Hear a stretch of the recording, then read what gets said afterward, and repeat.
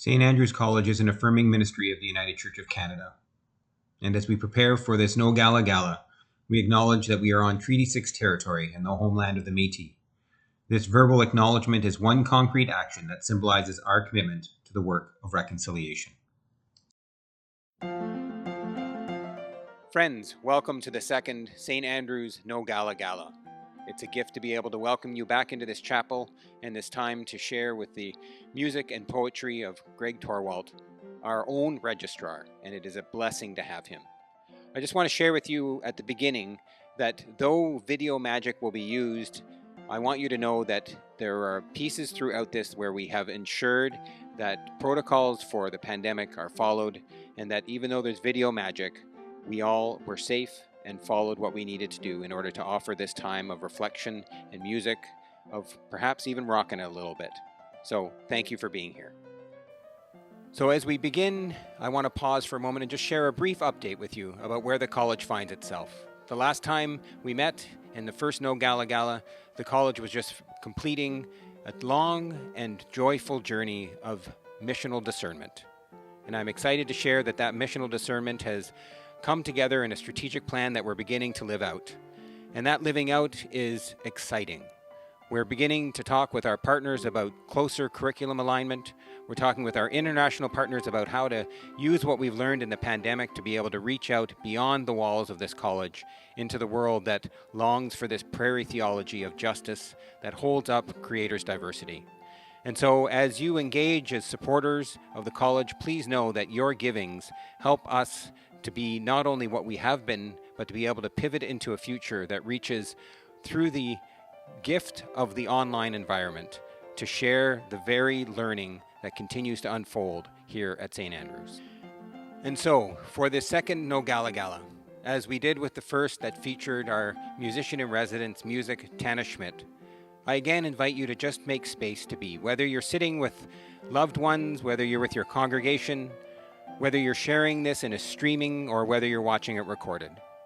We're going to invite you to now into a time with Greg and his music and his poetry. Greg reminds and challenges us that sometimes being at the mountaintop, we lose sight of what's important. And so we're going to take a walk down from the mountain with Greg into his music. We're going to walk into the hills of creation, of puffy clouds, and we're going to ask ourselves some questions. We're going to ask you some questions. Who are you? What does it mean to be beloved? And ultimately, how do you care for yourself, and how do you offer compassion in a world that longs for such messages of hope and promise? Welcome once again to the No Gala Gala. So let's get started. As we take our seats, I'm very excited to share in this time of exploring Greg's music and the place where creation and compassion remind us that we're all together, with Sean, our recruitment officer for St. Andrew's College. But before we start, we're just going to head down to the kitchen for a couple of words from our pastor-in-residence, Janet Clark. Welcome to St. Andrew's No Gala Gala, a conversation and concert with the wonderful poet and musician and registrar, Greg Torwalt. My name is Jan Clark, and I'm the pastor-in-residence here at St. Andrew's. Thanks to all of you for being here. Many of you have been here in this beautiful kitchen over the years for conversation, for parties, farewells, conferences, speakers. I like to be here in this kitchen. For the past 3 years, the MDiv students and I would bake bread in here as core group. Well, on this year, core group has become core community, and we've moved online.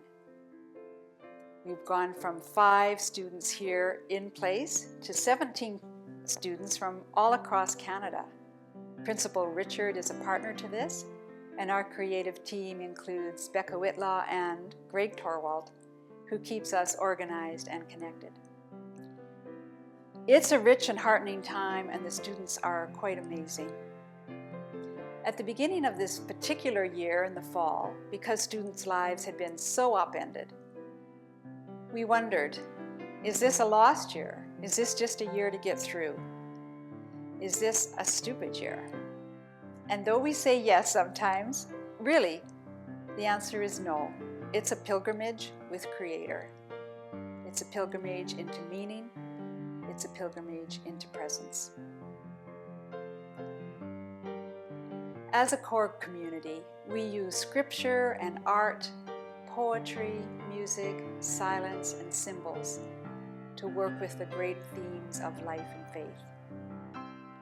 And some of the themes we've been looking at this year are pilgrimage, justice and love, boldness, trusting God, living authentically, and lately, living unbound. We looked at the Lazarus story at our last gathering. Lazarus all bound up, and the movement that Jesus invites him to.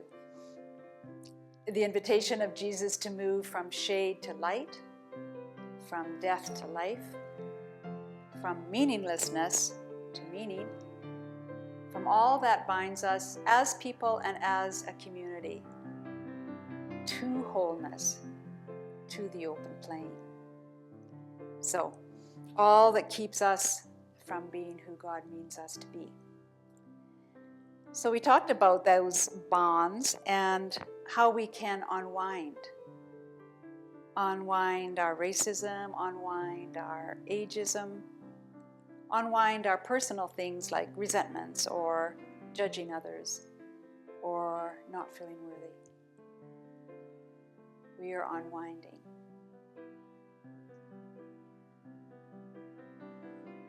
To the heart of things.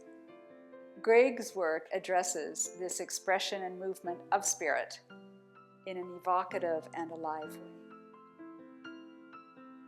I would like to invite all of you into a time of silence and meditation as we move toward Greg's music.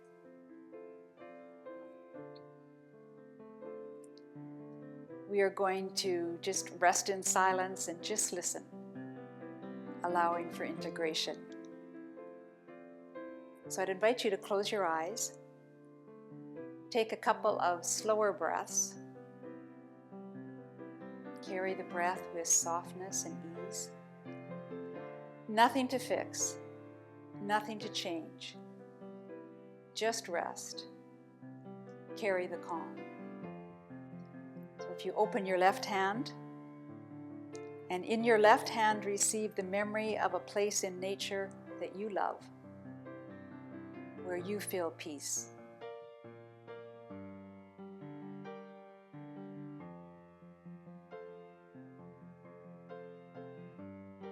Open your right hand.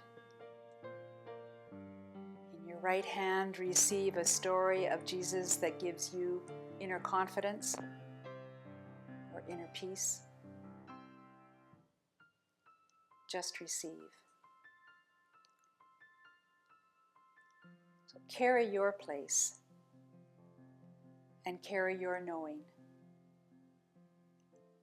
We're all on a pilgrimage together. This is what we carry. Always carry the light. Always carry the light. Let darkness fade. Let it slip or let it slide. A lighter cloud allows for more sun to shine. And always carry the head above the shoulder line. Visions may fall, but soon one will rise. So like the aspen tree does, stand tall, reach high, and always carry the breath with softness and ease. Let it flow like a river from your crown down to your feet, and always carry the calm and move with the breeze.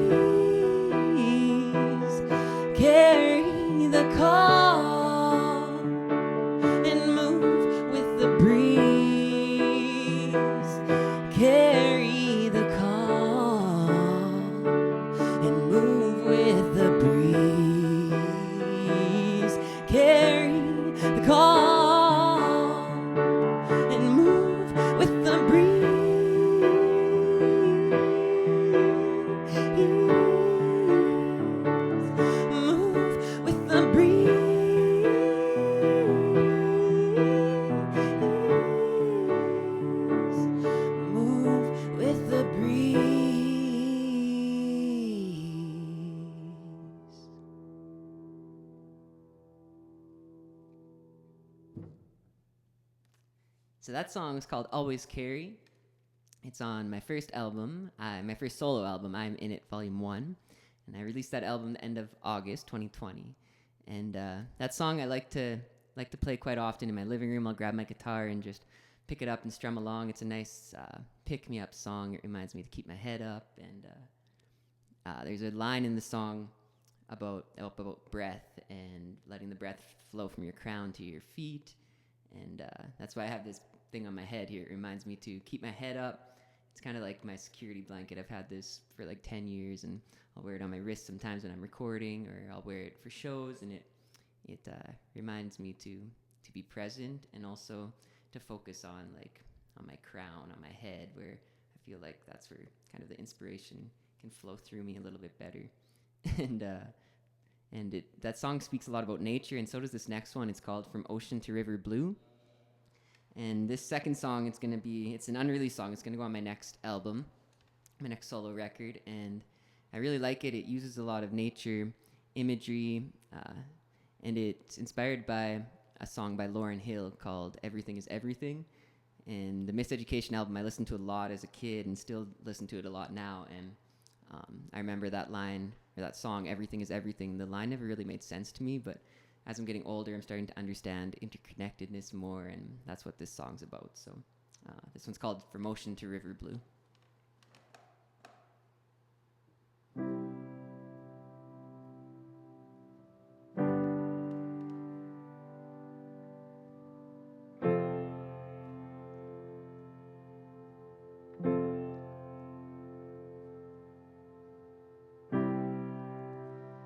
Everything is everything. I've learned that with you.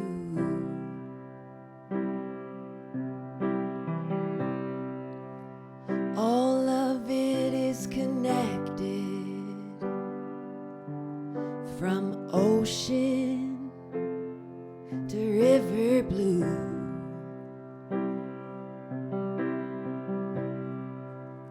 Salt pours out of me, adding depth to the sea, and the thunder roars above me, while the lightning cuts deep. We live in an awesome world. It's an awesome world, full of beauty, full of wonder. Said it's an awesome world. It's an awesome world, full of beauty, full of wonder. You know, I know, you know, I know.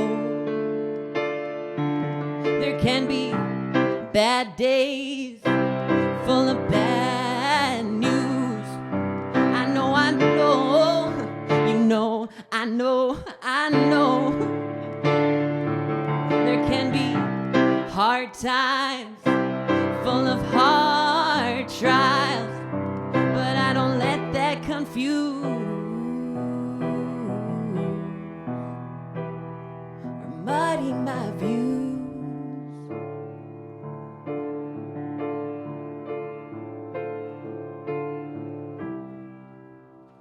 Everything is everything. I've learned that with you.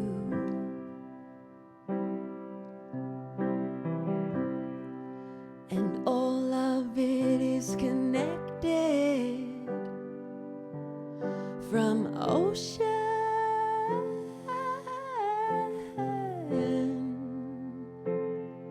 to river blue.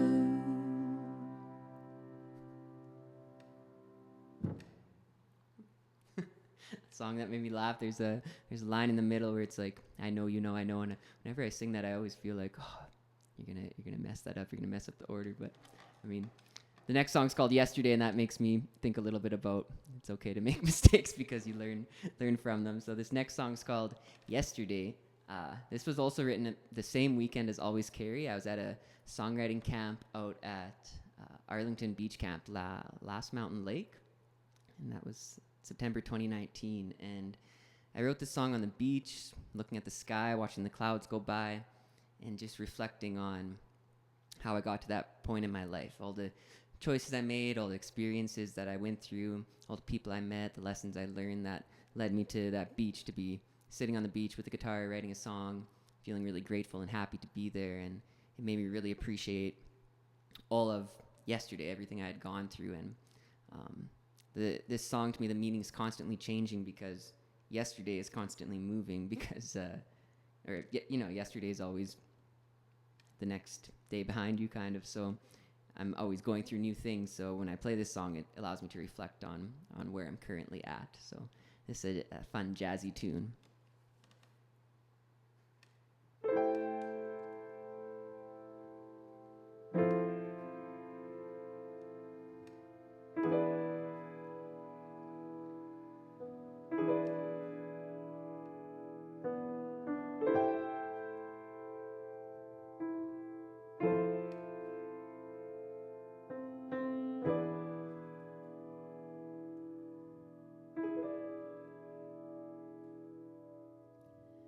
Yesterday, the clouds, they seemed so close to me.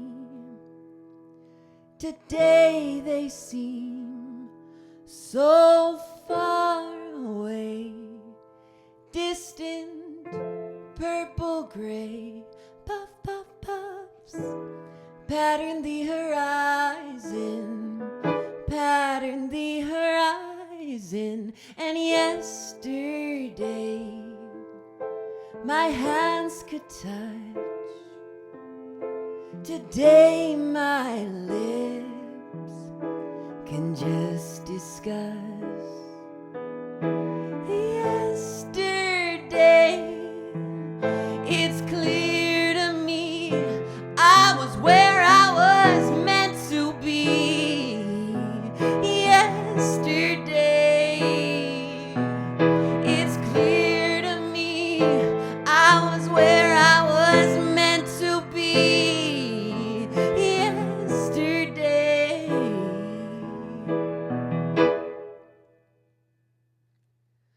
With everyone and everywhere I go, I leave a piece of me. I take a bit just for the road. I'm on a gentle course, and yesterday it's clear to me I was where I was meant to be yesterday. It's clear to me I was where I was meant to be. I was where I was yesterday. Yesterday. Oh, oh, oh,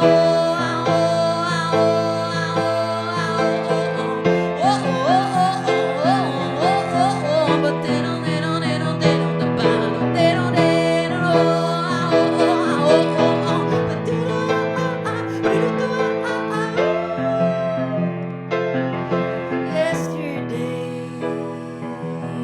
yesterday.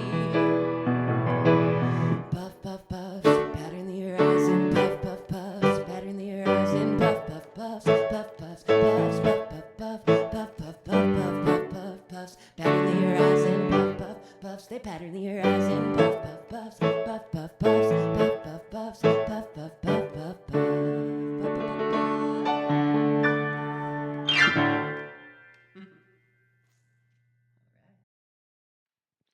So, Greg, thank you so much for that first set.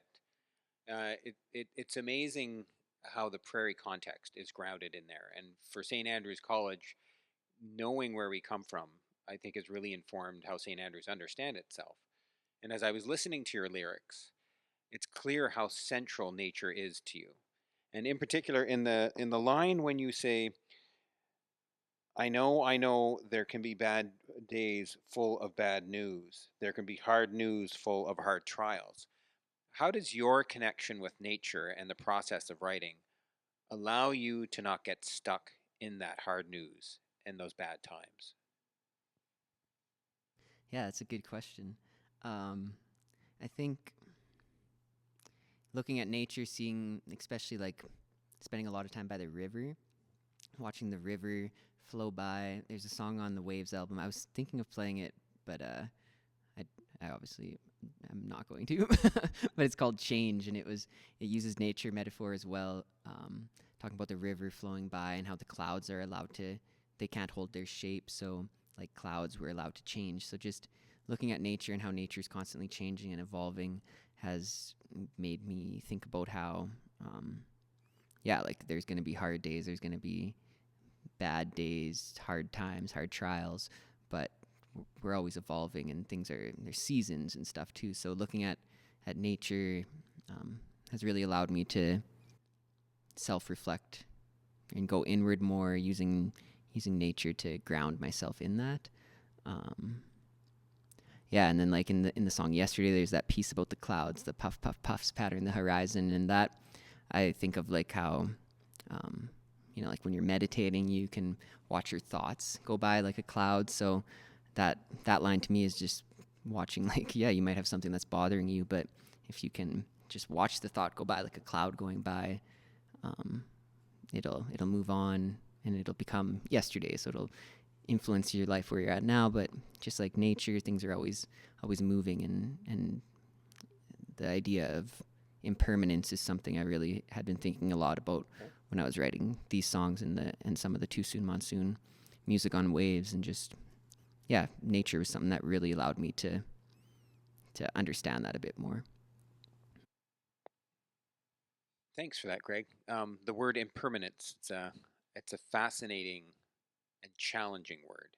And one of the things that I appreciate about your music is the manner in which the universe is threaded throughout, and that sense of impermanence. And yet at the same time, you use two words that lead me to this question. You use the word yesterday and everything is everything. And in the song From Ocean to River Blue, you end in the last verse in this way: I've learned that with you, all of it is connected. From ocean to river blue. I'm wondering who you is in that song. Mm-hmm.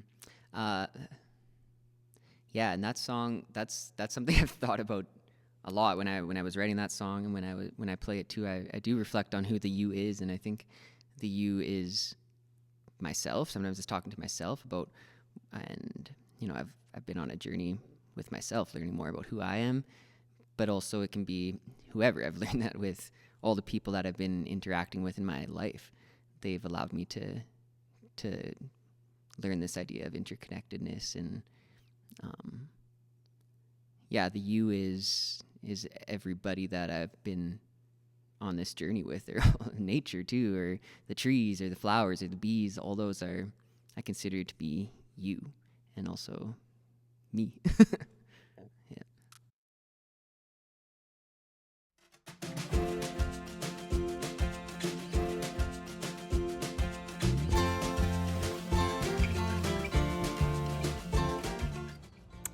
Hey Kent, Baz here. Just locked myself out of my house, which feels right for this pandemic we're both going through right now. And as I've just been sitting here with my cat Freddie, waiting to get let in, I've been thinking about St. Andrews and about my time at this college and how much of a change it's made in my life. And I just want to reach out and kind of see where you're at. What are your thoughts on St. Andrews so far? Hey, Baz. Sorry I keep missing you. I've been pretty busy doing a bunch of, theology student stuff. You know what I mean? I've been thinking about St. Andrews College, though. To be honest, it took me a long time to build up the courage to go to St. Andrews College. You know what I mean? Sometimes it's weird to even think about being called to ministry. let alone trying to explain it to anybody else. But at some point, it just didn't feel like it was a decision for me anymore. It was just the direction that I was headed, and it felt right. But it wasn't ever really something I chose all on my own. Does that make sense? I guess that's what they call part of that call of God thing. What's your take on all this stuff? Yeah, call of God is right, Kent. I remember just looking at all the options that the United Church has to offer and to decide which seminary I wanted to go to. And ultimately what it came down to was when I called St. Andrews with the question, Greg answered the phone. It wasn't an automated message. It wasn't like some system. It was just one person, and he was able to help me out, and it was awesome. And then on top of that, when I called back for the second time, same guy, and he was like, "Oh, hey, Vass, nice to hear from you again." And I just like knew right then that's the college for me.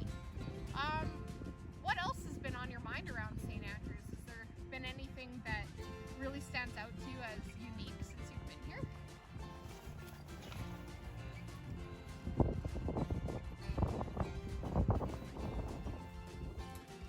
Yeah, it's kind of intimidating and inspiring. Think about all the people who went to St. Andrews before us.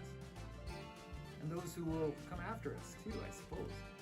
It's like that cloud of witnesses watching over us, watching over your shoulder and encouraging you at the same time. It feels like we're connected to all these generations of servants who had the exact same questions about faith and about leadership. They wrestled with the same doubts, they nodded off in the same corners of the library, and they stayed up all through the night worrying about the exact same things that keep us up at night. All the responsibilities of ministry that lay ahead. And for some reason, they're willing to entrust us to share the good news of God's love for the world with all the generations that are still coming. What are they thinking? What do you think, Baz? You're right. What were they thinking? Like, that being said, and to add to that, like, there's something at St. Andrews for everyone, and like, we all fit in here. I haven't met anyone at the school who's anything like me, and I think everyone can feel that way. Because St. Andrews kind of just meets you where you're at. Some people have known they've wanted to go into ministry and theology their whole lives. And there's some people like me who are just figuring it out, like, right now. But I can still take classes that really excite me, and I can hone in on my own interests, and my classmates, they feel the same way. It's pretty unique, especially in such a small college that's wildly connected to like the rest of the Saskatoon Theological Union. But how would you describe St. Andrews, Kent?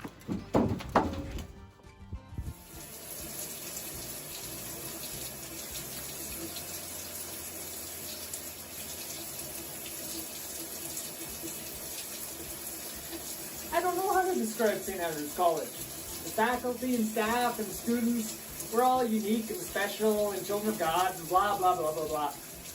But I feel like I'm part of something so much bigger than myself when we're there. There's something hopeful and beautiful and painful and challenging going on.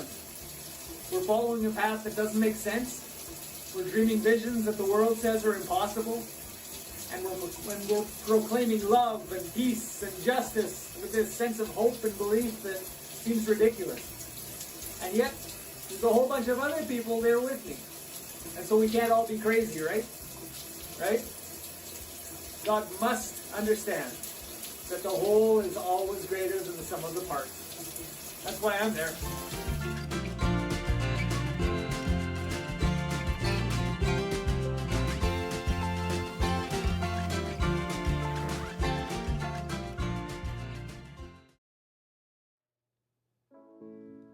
Alright, so I'm gonna play some Too Soon Monsoon songs. Too Soon Monsoon is a band I've been in since the end of 2016. And when I got this job at St. Andrews College, I knew I'd be back to Saskatoon, planning to move back to Saskatoon, so I wanted to start up a band. So I put an ad on Kijiji and looking for a bandmate, and Nathan was the first to reply, so we were talking a bit, sending kind of song ideas or just showing what we can do musically. through voice notes, and we decided to meet up in his garage, and then just kind of went from there. We started playing shows, touring a bit, and putting out some music. And this first song I'm going to play is the first song that Too Soon Monsoon ever released. We recorded it the end of 2016. There's this CBC Searchlight contest, and we were really excited to enter it, so we quickly recorded it and made a music video at Capitol Music Club. So it's a fun kind of time capsule of this little period of time. Oh, yeah, and I knew there was one other thing I wanted to say about this song, because it's got a funny connection to my youth. The song's called Wandering, and there's a line in the song, I wonder. Yeah, it plays on the words wandering and wondering. And when I was younger, I used to take singing lessons and go to music festival competitions and sing, get adjudicated and stuff. And this was a song. There's a song called I Wander As I Wonder Out Under the Sky. And I was like 14 years old, and my voice was kind of changing and stuff. And there's this one long sustained high note in the song that I was always so nervous for. And then sure enough, during the performance, my voice cracked really horribly during the high note. So whenever I play this song, I think back to that performance. But this song, yeah, it's inspired by that song.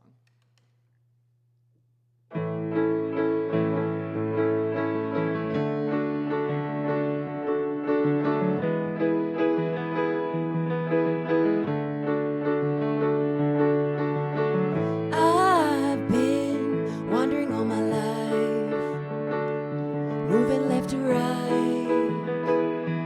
Do you notice? I've been shaking up this ground. I have been rummaging around. Do you notice? I wonder, I wonder, I wonder, I wonder, I wonder, I wonder, I wonder how long can this go on for? How long can this go on for? I've been packing up my bag, dragging my legs for a moment. I've been staring down that road, ain't got no plans of where to go. Do you notice?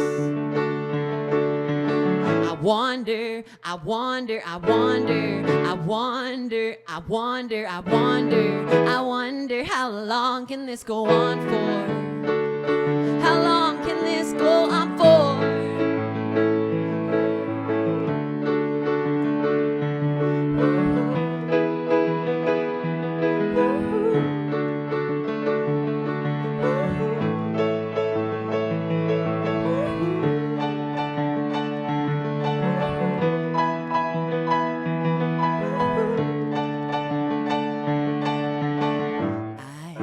I tiptoe down the lines, balanced between lows and highs.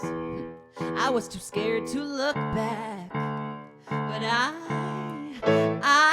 was afraid of falling down, so I kept my feet firmly on the ground, on the ground, while the rug is pulled from under, from under. I wonder, I wonder, I wonder, I wonder, I wonder, I wonder, I wonder, I wonder, how long can this go on for? How long can this go on for? I wonder, I wonder, I wonder, I wonder, I wonder, I wonder, I wonder, how long can this go on for? How long can this go on for? I've been wandering all my life. I was moving left to right, and I felt like I was going nowhere.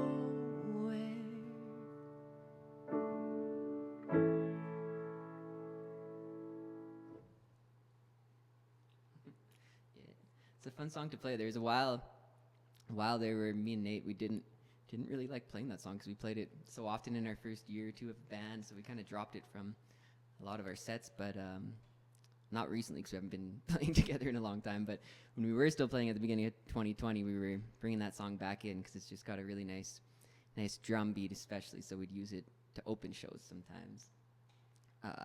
I'm gonna play another. It's a throwback song, but a throwback Too Soon song, but it's also a brand new Too Soon Monsoon song, which is, I'll explain how that makes sense. But when Nathan and I first decided to get together and try jamming in the fall of 2016, I was quite nervous. I'd never been in a band before. I'd never played with other like musicians really. I've always just done solo stuff, and I didn't even know like how to jam or what it was like to go to a jam, like what you're expected to do at a jam or a rehearsal. So Nathan was still at work and I was done work, so I was sitting outside the college and I was listening to one of his drum beats, and I was like, okay, if I can just write out some lyrics, then at least I can bring something to the jam, and we have like one little thing I could suggest that we work on. So at our first practice, this was not our first practice, our first time playing together, this was a song that we wrote together. It's called Crawl, and we've played it at our shows quite often, but it's never really felt right on a record yet. But we recorded it earlier in 2020, and it's going to be on our next full-length album, which is coming out later this year. So this one's called Crawl.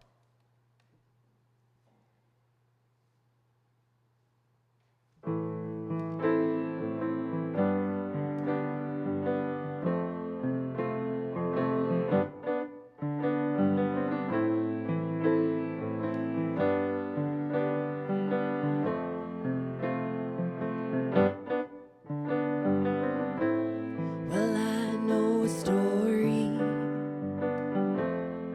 I learned it long ago, long ago. I've been waiting for the proper time to tell it though. The water is rising and the birds are flying low, and everyone is running. Got fire moving through their bones. Time can't come crawling back to you anymore. No, the moment it's gone, I said it won't come crawling back to you anytime soon. No, no.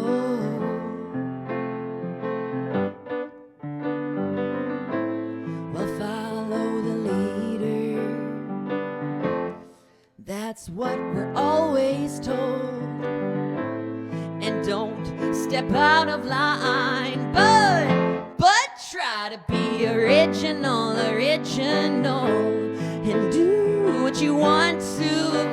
Oh, but don't you disappoint your folks and play by the rules. So you can live like a criminal.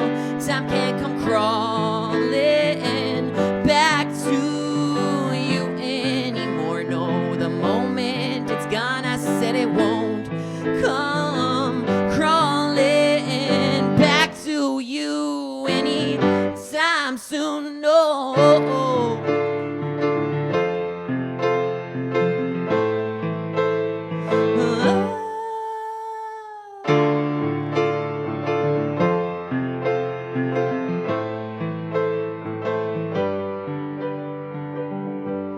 And time can't come crawling back to you anymore. No, the moment it's gone, I said it won't come crawling back to you anytime soon. No, it can't come crawling back to you. I said the moment it's gone, I said it won't come crawling back to you anytime soon. No,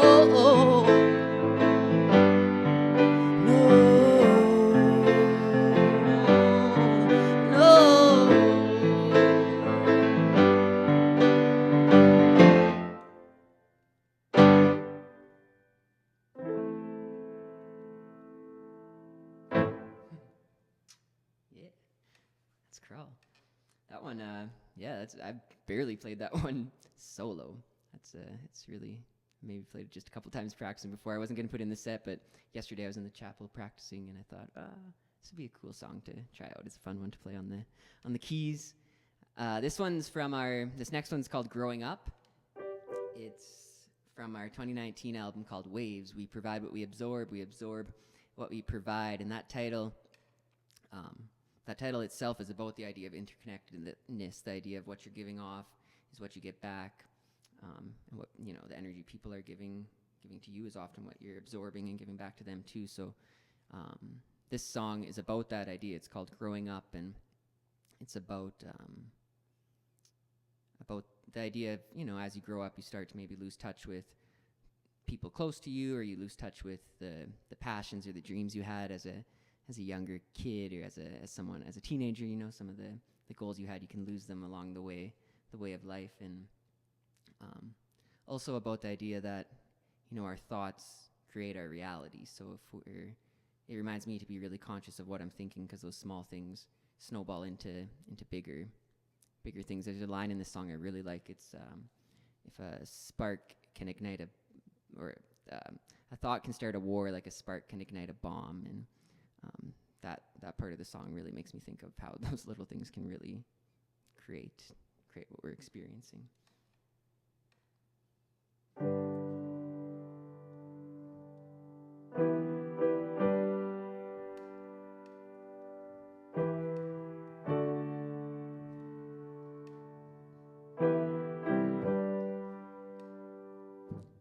Growing up, well, it's hard to do. Lose touch with those who were once so dear to you. It may seem there's less time every day and more distractions to waste time away. But if thoughts can start a war,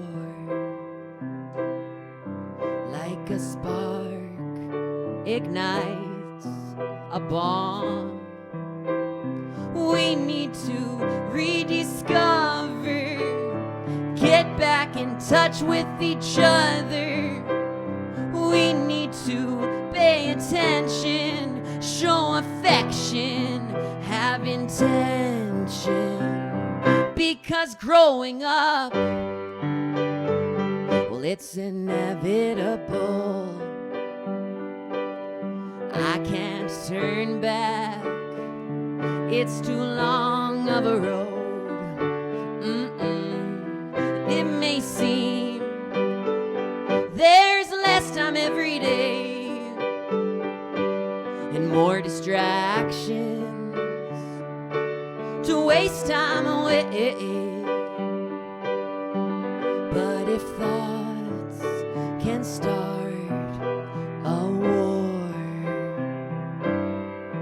like a spark ignites a bomb, we need to rediscover, get back in touch with each other.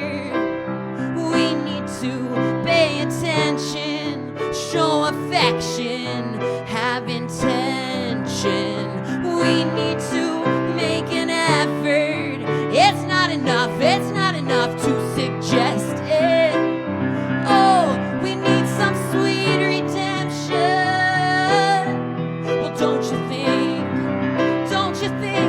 it's time to grow up? Grow up and evolve. It's time to grow up. Grow up and evolve. You know it's time to grow up. Grow up and evolve. You know, I think it's time to grow up. Grow up, yeah.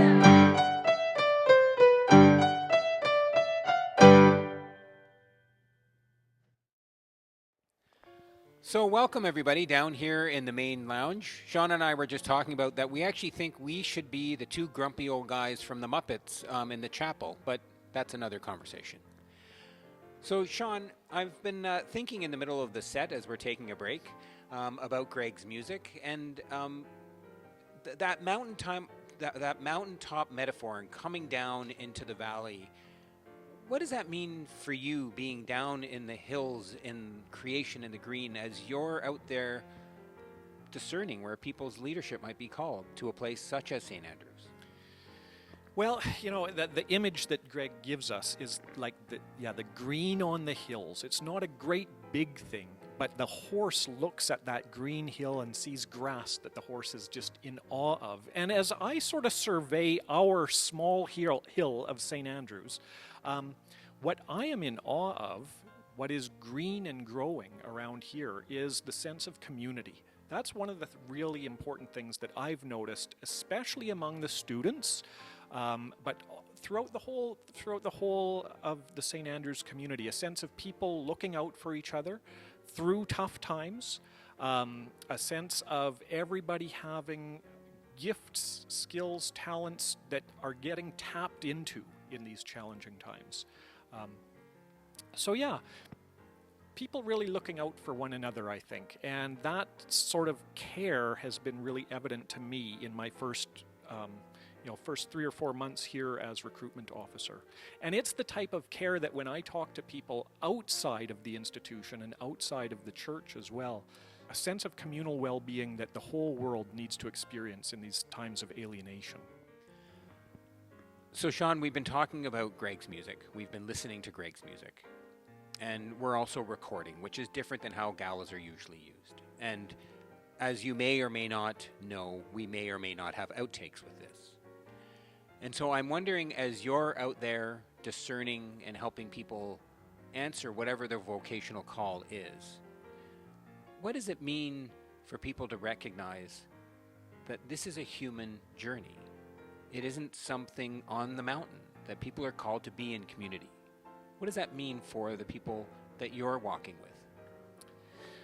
So one of the things that I really notice when I'm talking to folks who are outside of the college at this point, but looking in and wondering if maybe this is the place for them, is that when they get a little glimpse of it, they realize that this place is not, it's not a perfect place. It's not like everybody has everything together all the time. There are people make mistakes from time to time. There are feelings that get hurt from time to time. There's a whole set of challenges that sometimes threaten to overwhelm people. I think sometimes from the outside you can look at a beautiful, college building like this and just think that everything is perfect on the inside. But just like everything else in life, and Greg's referred to this in his music quite a bit already tonight, it's not perfection. It's not perfection at all. But there's grace in the midst of it. And that's what I'm finding when people see glimpses of the grace in the midst of our community. They know that there's something alive and worth really looking at in coming here. And isn't that a gift in this time of the pandemic? Thanks, Sean. Thank you. All right, so I'm going to play a couple more songs from the Waves album. And the cool thing with that album is that the track order pretty much is the order that the songs were written. This one's called Mountains of Blue, and this was written about a Lauren Harris painting. He's a group of 7 artists that was in the Ramey Modern when it first opened. And when Kristen and I first moved back to Saskatoon, we lived really close to the river, so I'd come back from work and I'd go for walks by the river and go to the art gallery, check out art, and walk back to the house, and it was just really nice. A nice practice I had of going out in nature and looking at art and coming back.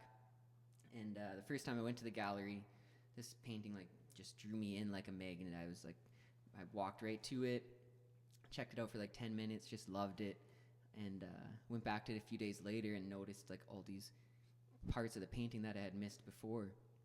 Like on the green hills, there's all these little individual trees that I didn't even process when I was first looking at the painting, which was quite strange. And it made me think about what else I'm missing if I'm distracted, or if I'm busy, or if I'm not slowing down. So then my walks back and forth along the river started to become a lot more special. I was a lot more present with nature and with myself. And so this song's about slowing down, appreciating those little things.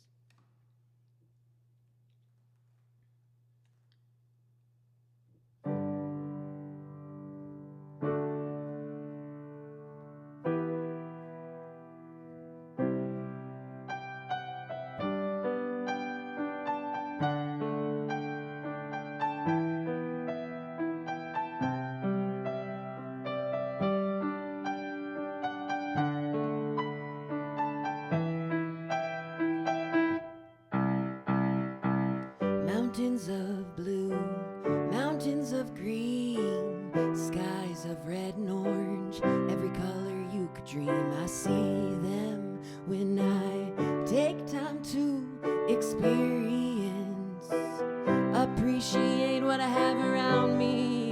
Yeah. Seeing everything around me, everything around me, it could overwhelm me if I let it. I am absorbed, I'm taken in, close inspection reveals the unseen. Now I seek more because I feel more when I experience, appreciate all I have around me. Yeah, yeah. Said everything around me, everything around me, it could overwhelm me if I let it.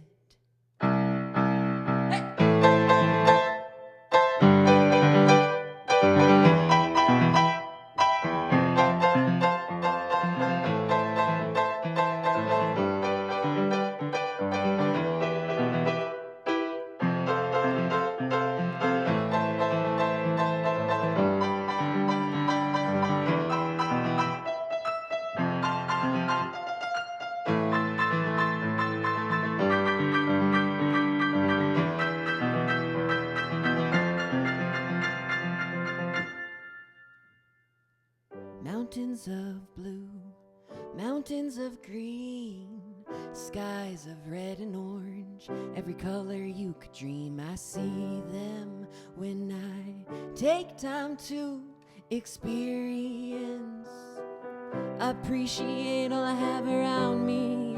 Yeah, yeah. Everything around me, everything around me, it could overwhelm me if I let it.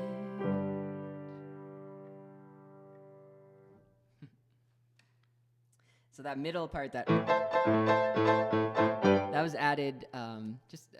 When I was writing that song, I was also thinking a lot about how our mind filters out certain things so that we aren't overloaded. So like we aren't overloaded by all this sensory stuff around us, and it made me think a lot about. Or we were trying to sonically create. Like if you listen to the record, it does sound quite different than just the piano. There's vocals, there's different instruments going on, and we were trying to sonically create a reference to the Willy Wonka scene where he takes the kids in the boat and it just like starts getting really kind of trippy and freaky. And I remember as a kid just being so like overwhelmed by that scene, and so we tried to push that into the song a bit, and that song makes me think about how I'd rather be overwhelmed by beauty than by stress or by feelings like that. This next song was written around the same time as Mountains of Blue. It's called Stay Golden. And this one has quite the backstory to it. And it's a very, like, lyrically a very simple song, but it means quite a bit to me. And it was written, there's a piece, there's like music, you'll hear throughout it this kind of, like, that sound. And when I was, I think it was 2008, I was 18, 19, my grandma had passed away, and she always liked to come listen to she would take me to music festivals, listen to my singing, come to shows and stuff when I was a teenager, but she would always say that she just liked to listen to me play on the piano, tinkle on the piano and stuff. So I had written this like nice piano piece for her, but she never got to hear it, but I know she's hearing it, but I never got to play it for her while she was still around. And so that song, I really always liked the instrumental piece of it, but never really, I would try to add lyrics to it and stuff as I was getting older, and it just nothing really stuck with it. And then my Uncle Rick, he was a school teacher, and he passed away really suddenly around the fall that we were starting to write this record. And the band was starting to get really busy around that time. We were rehearsing a lot, and we were doing a lot of shows. And I remember just like maybe not being as present with people in my life that I should have been, and especially with him. Like, he was really interested in our music, and I remember like he would text about things and I would ignore or not get back to him, and it really bothered me after he passed away. And before he passed away, he was like, oh, you should write a song for this. He was a school teacher for this adaptation we're doing of The Outsiders. He wanted me to write a song around the idea of Stay Golden Pony Boy, and I never wrote the song. I just kind of like brushed it off a bit. And after he passed away, I was really reflecting about being present and being more present with my loved ones. And so I put the pieces of that music and the idea of Stay Golden and just reflecting on those experiences, and it really helped me kind of heal from that and move through the grief a lot easier. And I still, I love this song. It makes me think a lot about them. And here we go.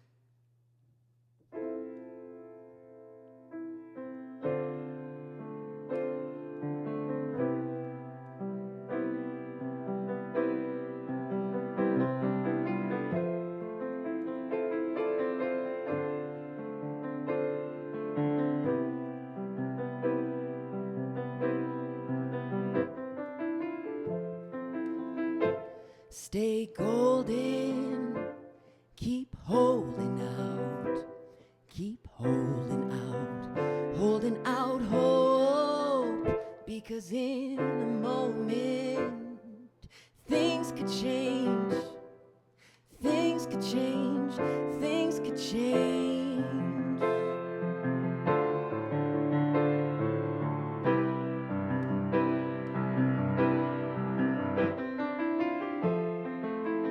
Regularly recollect, conjure images to ensure I never will forget. 'Cause in my daydreams I have eternity. That's why you'll often find me lost in my head.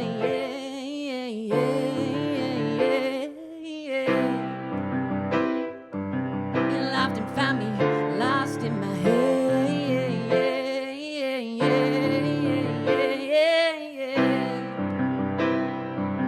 You'll often find me lost in my head.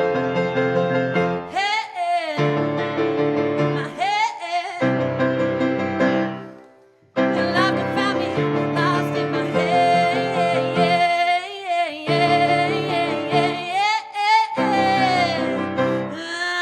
You'll often find me lost in my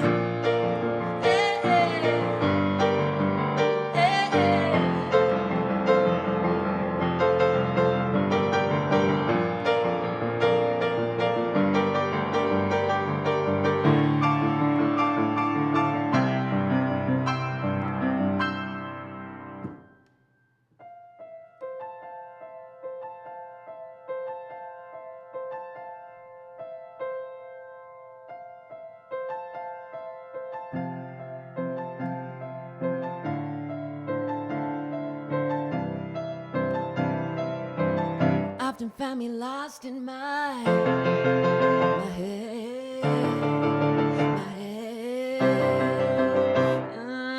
You'll often find me lost in my head.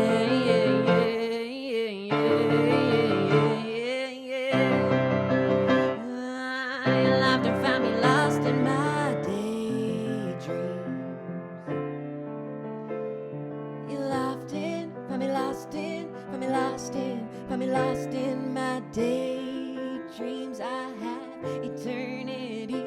That's why you'll often find me lost in, find me lost in, find me lost in my daydreams. I have eternity. That's why you'll often find me lost in, find me lost in my daydreams. I have eternity. That's why you'll often find me lost in you'll often find me lost in my daydreams. Yeah. All right. I'm looking at my set list. If you're wondering why I'm looking down at the corner of the piano, I got my little note of what songs I'm doing next. This is a brand new Too Soon Monsoon song. We're putting out an album later this year. We recorded it live off the floor in a couple days. It was a really cool recording experience. Normally when we were recording records, we'd spend like months tracking, and Nathan would do the drums, and I'd put piano over top and vocals and organ and all this stuff, and it was a cooler way of recording, but we found it kind of wasn't coming across like, we're always playing in a garage. We felt like we were a garage band, and our chemistry was really, really coming through when we were playing together, so we wanted to try recording that way. And even the recording process of like our last few records, we weren't easy on each other. We would, not be listening to one another how we wanted to record or how we wanted to write music. So this song itself speaks to the relationship between me and Nathan, but further it speaks to the idea of just being compassionate for yourself and for others. And it was written about a month after the pandemic started. So yeah, it's gonna be our first release. By the time this comes out, the song will be out. It comes out on March 19th. We're super excited about it. So yeah, I'm gonna give it a go solo. It's called Be Easy.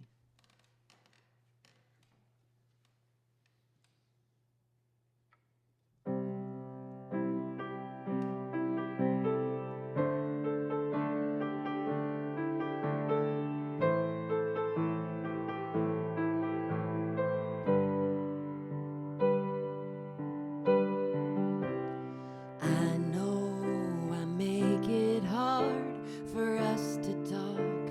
I am so loud.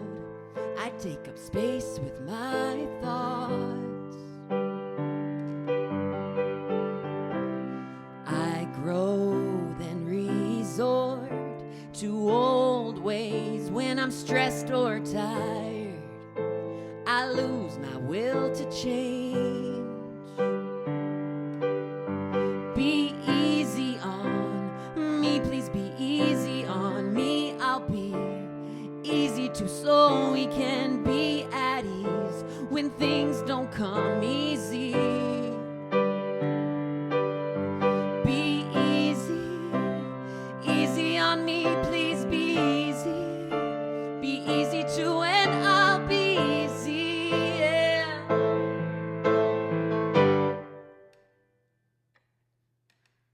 I run, forget to look the other way, get hit so hard, but I get up, I move again. And I grow, then I resort to always when I'm stressed or tired. I lose my will to change. Be easy on me, please be easy on me. I'll be easy too, so we can be at ease when things don't come easy. Be easy on me, please be easy. Be easy too, and I'll be easy, yeah.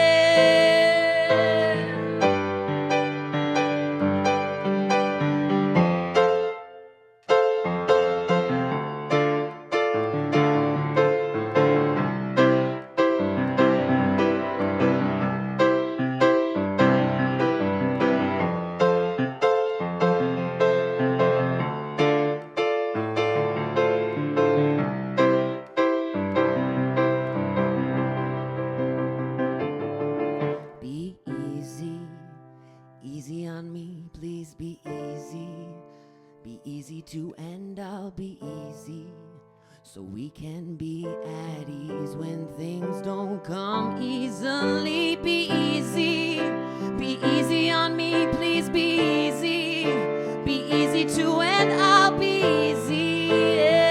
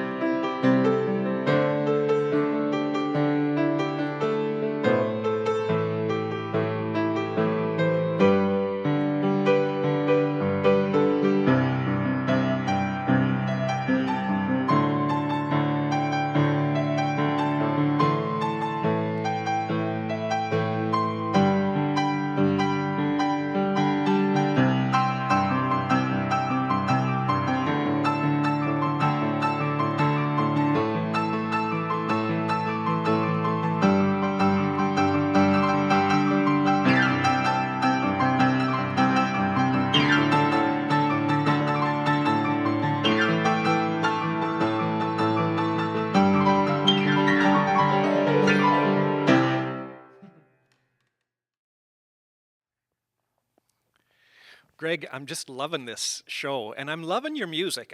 Not only this concert today, but I put your CD on in the car when I'm driving around, and it just sort of flows over me. So I really appreciate the art and the spirit that you bring to this work. It's quite amazing. So be easy on me, please be easy.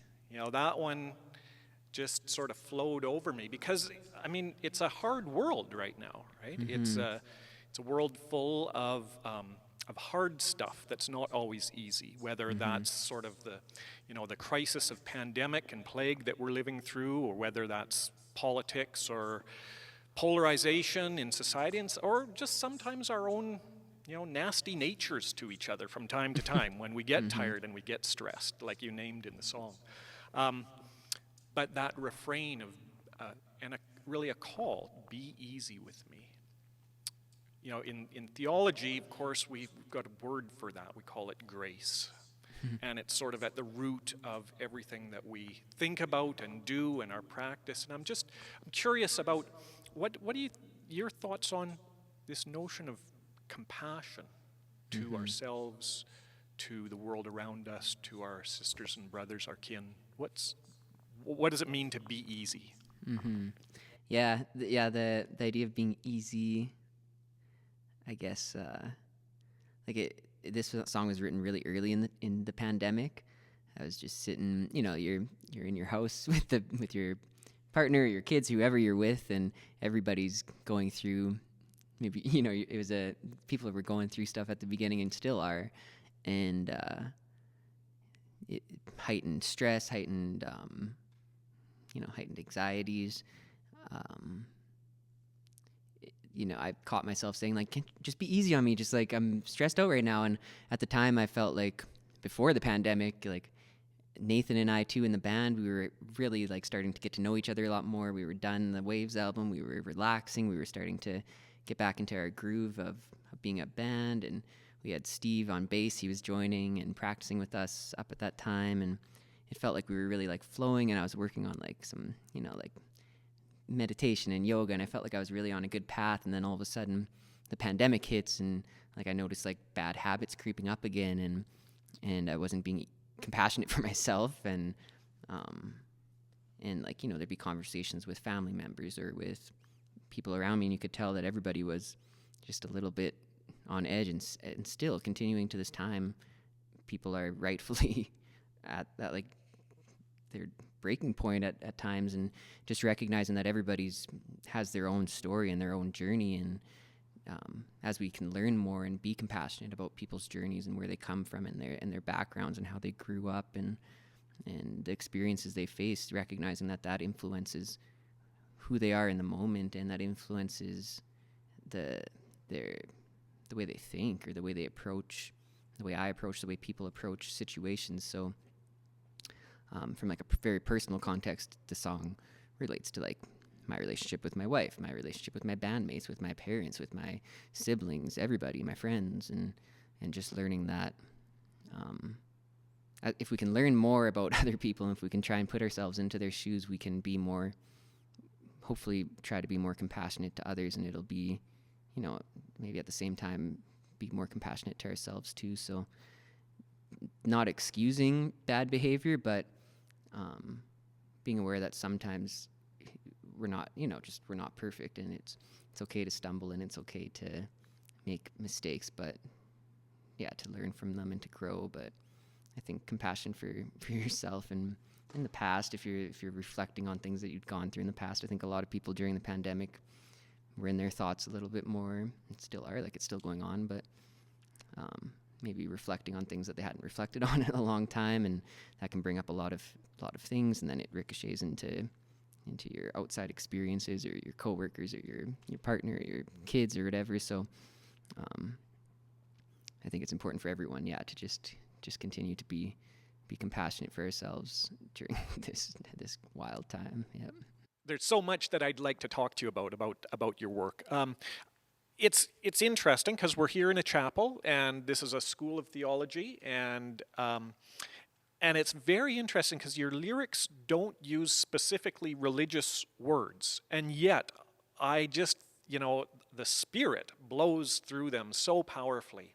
And I hear things like mindfulness, and I hear you talk even just now about yoga practice, and like what are the sources that you are drawing on in your creative process? Where's that coming from for you? It feels like it comes from somewhere really deep. Yeah, I feel like I don't use like God often in a song. I have one song on my solo album where I do refer to God, and in my poetry I refer to God or to spirit a lot too.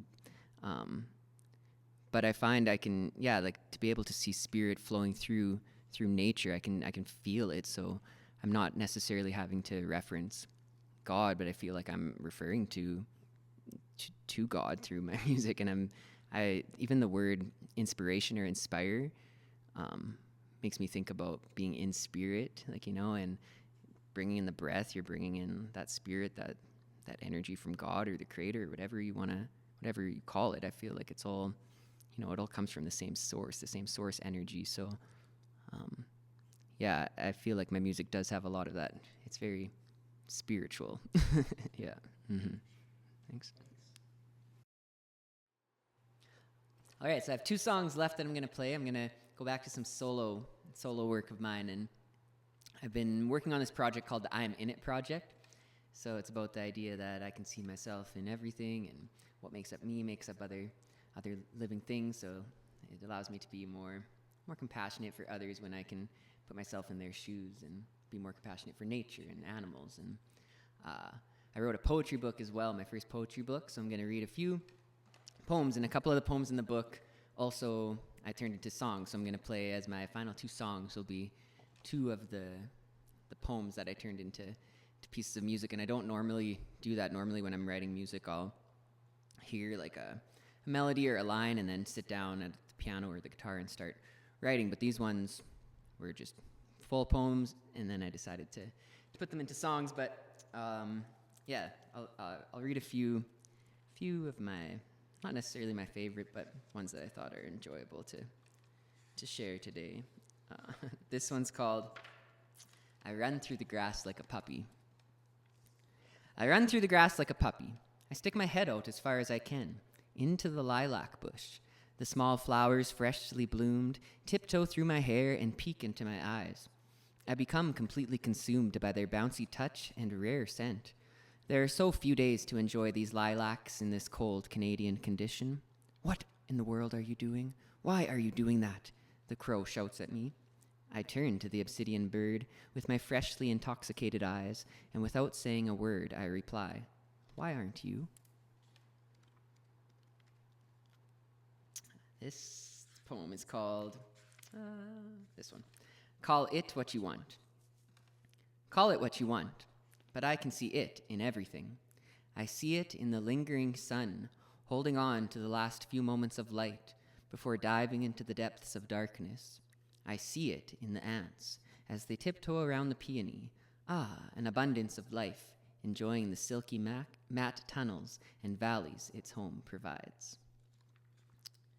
And this next poem is called Old Hometown. And this poem I wrote about my old hometown, my first hometown, and I had returned to the hometown for my cousin's graduation, and I was there. I drove alone. I was the only one who was able to go down there for my family that day, and so I stayed overnight. And then the next morning, I drove around the town. I was looking at all the places that I used to run around, or we would hang out with our cousins and stuff. And it was really interesting. There were pieces of the town that look exactly the same as they did when I was there as a young kid, and then there were things that were completely different. So the church we used to go to was knocked down, and there's a new house there, and I drove by our old home, and we had my dad had planted evergreen trees when we were young, and they were 5, 6, 7 feet tall. And then when I got back, all of a sudden they're these 20, I don't know my heights, but way bigger. So I wrote a poem about it. I pulled over and wrote a few lines down, and then I went back to Humboldt. My parents have a grand piano, so I sat down at the piano and put a few chords down, and then took the poem and put it to this music. So I'll read the poem and then I'll play the song. So both of these songs aren't recorded. These last two songs I'm going to play, they will be on my next album, the next solo album, which is called I'm In It Volume 2. So this project is going to be 3 albums and then 2 poetry books and then the music videos. My wife and I like to make music videos. She's a photographer. She does videography. So we've been doing different video projects for some of the songs. So Old Hometown. Grandma's garden isn't in the same spot. The raspberry bushes are gone, and Zion has been leveled for a new build. Change, change, change.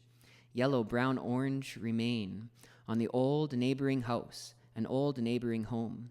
A reminder of youth, a remainder of youth, a reminder of youth, discovery, and fun. Ice forts, bicycles racing, butterflies, and leaning into lilacs. The old fence isn't as strong. The evergreens are 5 times as tall, growing old like the memories they hold. Growing old, growing old, growing old. Yeah, and there's like as I read it now, like the yellow, brown, orange, that's a reference to my cousin's home. So they lived right behind the church that was knocked down. So I drove by this church that was now knocked down, and there's like this big, brand new, beautiful house on the lot. And then right behind the house is my cousin's old home. They didn't live there anymore, but it looked exactly the same with the yellow and the brown and the orange paint. And yeah, so it's a really special song to me. It's called Old Hometown.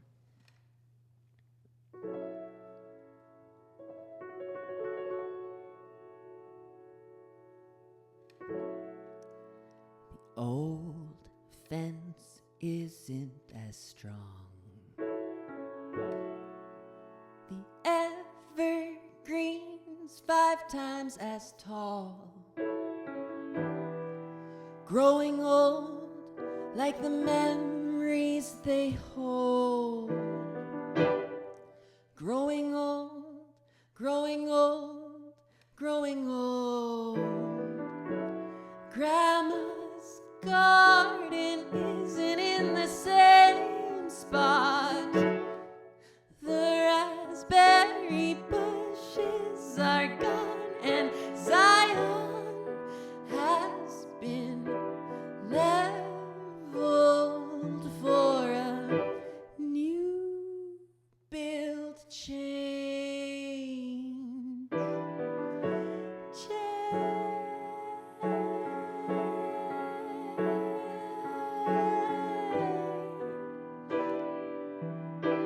Yellow, brown, orange remain.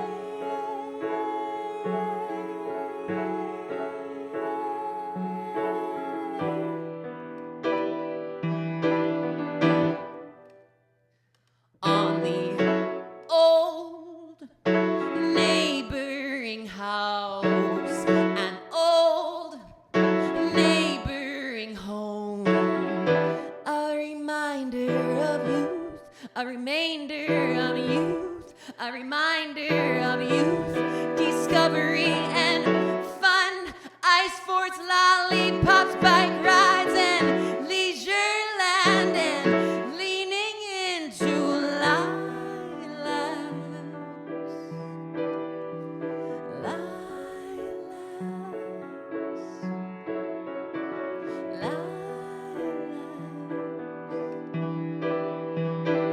The old fence isn't as strong, and the evergreens, they are 5 times as tall.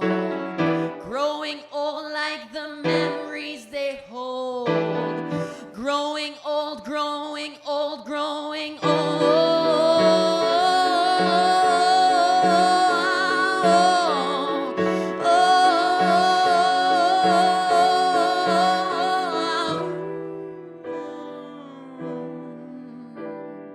Growing old like the memories they hold.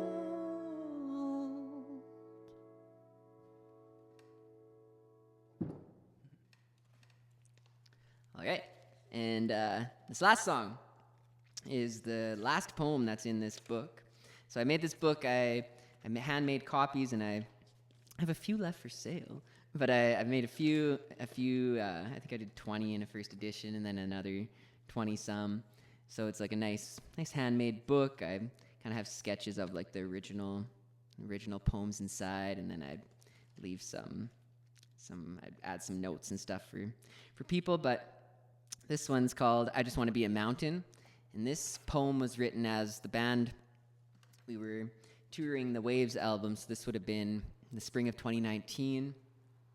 And that, like, the recording process for that was so long. Like, we started writing the album the end of 2017, so we were writing it for like 6, 7, 8 months, and then we would be practicing the songs to have them really tight to record them.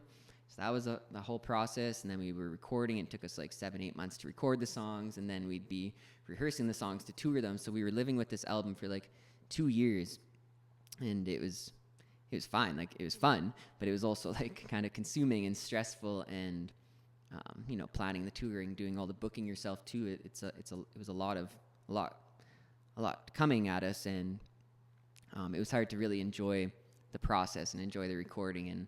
And we were coming back from Banff. We had played a show in Banff and Calgary on the weekend, and that was kind of the end of that stretch of the tour. And I was driving home, and or I wasn't driving, I was in the back. Nathan was driving, and looking out the window, and there's these beautiful mountains, and then this like lone hill in the middle of the field, and this horse looking at the hill.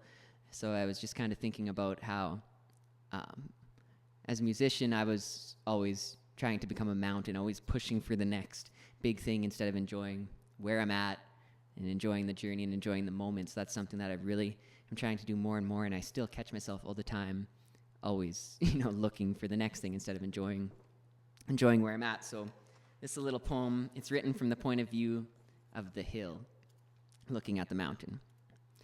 I just want to be a mountain, said the hill to the sun. I want to impress like the mountain. I know I am little, but I have grown stone-cold veins. Still the green grass clings to me. Still the green grass clings to me. I worked so hard on my mountain vision. I did not enjoy what I had become. I made a hill like none other. Evergreens line my crown. In the middle of the pasture, the horse looks at me in awe. So I wrote this song, I wrote the poem, and then about 6 months later, I just started playing guitar. So I was trying to write music on the guitar, so I opened up the poetry book, and this poem happened to just be laying there. So I thought, I'll try strumming along with the 2 chords I knew at the time. So it's like I call it my, kind of my cowboy song. There's some whistling in it. I don't really have any songs that are along this vein, but I'm still not really sure how the recording is going to be. I could see it being quite like a big band song too for the solo record. So I'm going to play it in a kind of more of an upbeat style. It's called I Just Want to Be a Mountain. I just want to be a mountain. I just want to be a mountain, said the hill to the sun.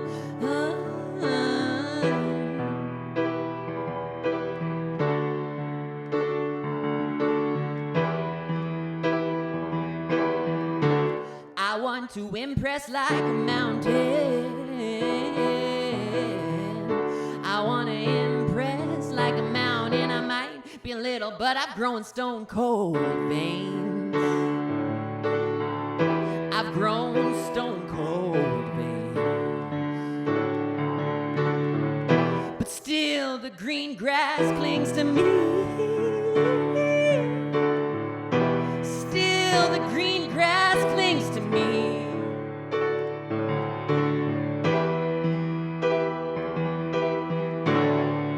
I worked so hard on my mountain vision. I worked so hard. I worked so hard on my mountain vision. I did not enjoy all that I had become. I made a hill like none other, and evergreens they line my crown. And in the middle of the pasture, the horse looks at me in awe.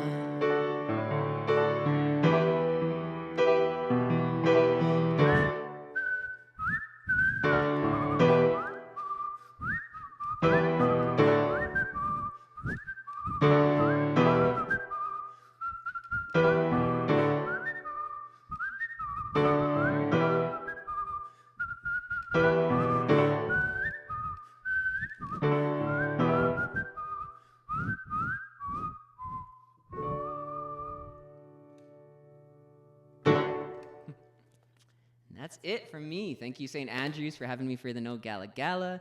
I hope you enjoyed the performance. It's been a lot of fun. So thank you for watching. My name is Greg Torwald. My solo project is Greg Ori. It's 2 names, so it's Greg and then Ori, which is a play on my full name, Gregory. And our band's name is Too Soon Monsoon. Thank you. I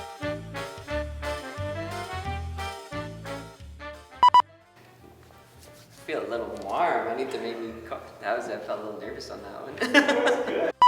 Of listening to the No Gala Gala. Blah, blah, blah. Yiddy yip, ya, giddy ya. Woo!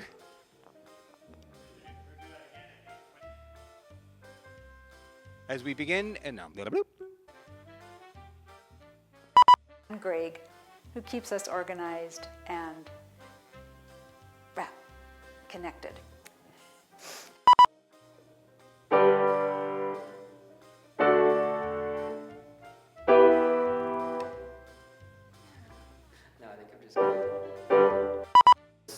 Written about a painting that was in the Remy Modern, whatever. I'm gonna restart that whole thing. I think it's Remy Modern. Remy.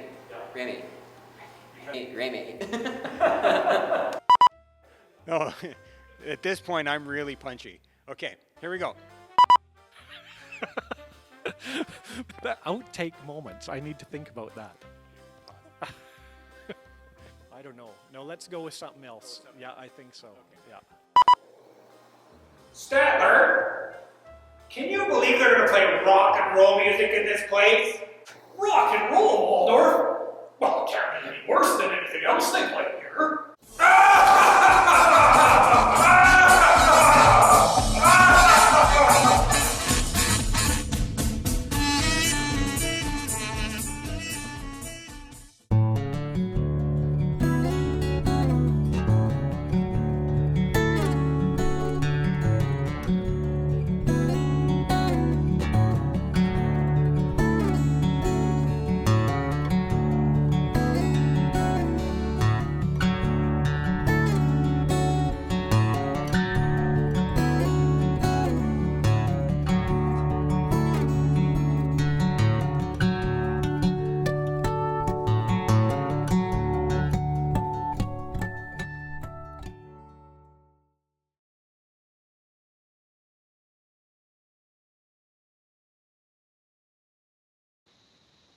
Thanks for your interest in St. Andrews College. If you'd like to learn more about any of our programs, please reach out to the college recruitment officer. The link is in the video notes below. And do feel free to like and share this video to spread the word. Peace and blessings be with you.